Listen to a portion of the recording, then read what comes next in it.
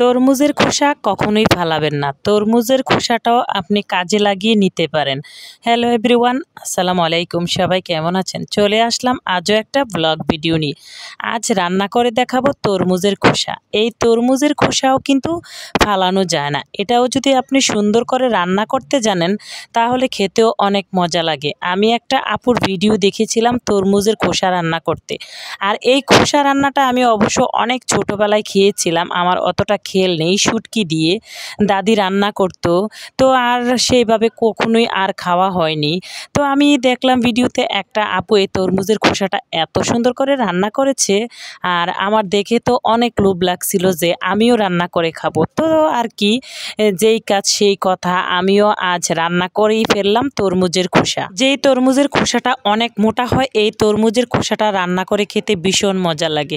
তো আমি এটাকে কিভাবে রান্না করছি আপনাদের সাথে শেয়ার করছি। আমি তরমুজের খোসাটাকে ছিলে সুন্দর করে একটু কেটে নিয়েছি, আর ভিতরে লাল অংশটাকে আমি ফেলে দিয়েছি, আর হালকা হালকা লাল অংশটা রয়ে গেছে, ওটাতে কোনো সমস্যা নেই। তো আমি পেঁয়াজগুলো একটু ভেজে নিলাম, তারপর আদা রসুন জিরে বাটা হলুদ লবণ মরিচ সব কিছু দিয়ে আমি একটা মশলা তৈরি করব। আপনারা যেভাবে প্রতিদিন তরকারিগুলো রান্না করেন মশলা কষিয়ে, সেইভাবে এই তরকারিটাও রান্না হবে। তো আমি এই তরমুজের খোসাটা আজ কি দিয়ে রান্না করব, আজ আমি এটাকে মুরগি দিয়ে রান্না করব। মুরগি দিয়ে রান্না করলে আরও বেশি মজা লাগে। তো এখানে আমি তরমুজের খোসাটাকে একটু কষিয়ে নেব। মশলাটা ভালো করে কষানোর পরেই তরমুজের খোসাটা আমি ছেড়ে দিব। এখন মশলাটা একটু ঝোল দিয়ে ঢেকে দিয়ে তারপরে কষানো হয়ে গেছে, তখন আমি এলাচ দারচিনিগুলো দিয়ে দিলাম। দিয়ে এখন দেখছি মশলাটা কষানো হয়ে গেছে। এখন আমি তরমুজের খোসাগুলো এই কষানো মশলার মধ্যে ছেড়ে দিব। এক এক করে ছেড়ে দিচ্ছি, আর দেখতেও কিন্তু তরমুজের খোসাটা খুবই সুন্দর লাগছে।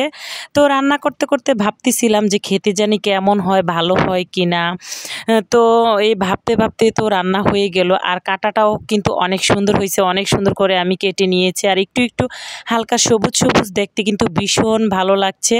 তো এগুলোকে মশলাতে আমি ছেড়ে দিলাম, দিয়ে এখন হচ্ছে একটু কষিয়ে নিব ভালো করে, আর উপর দিয়ে আরেকটু লবণ দিয়ে দিলাম যেন তাড়াতাড়ি সিদ্ধ হয়ে যায় তরমুজের খোসাটা। এখন আমি ঢেকে দিচ্ছি।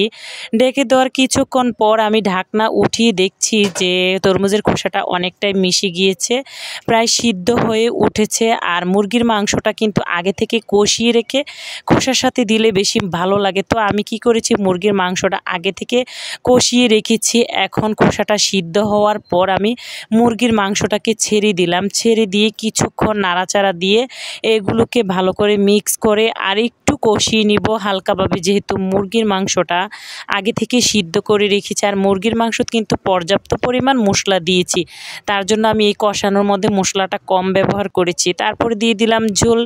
দিয়ে এখন কিছুক্ষণ বলক আনানোর পর ঢাকনা উঠিয়ে দেখি তরকারিটা যা লোভনীয় হয়েছে। আপনারা একদিন হলেও রান্না করে খেয়ে দেখবেন, এত মজা লাগছে বলে বোঝাতে পারবো না।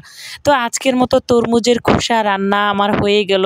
তো সবাই ভালো থাকবেন, সুস্থ থাকবেন। আপনারাও বাসায় ট্রাই করে দেখবেন, তরমুজের খোসা রান্না করে খেয়ে অনেক অনেক মজা। তো আজকের মতো বিদায় নিলাম। আল্লাহ হাফেজ।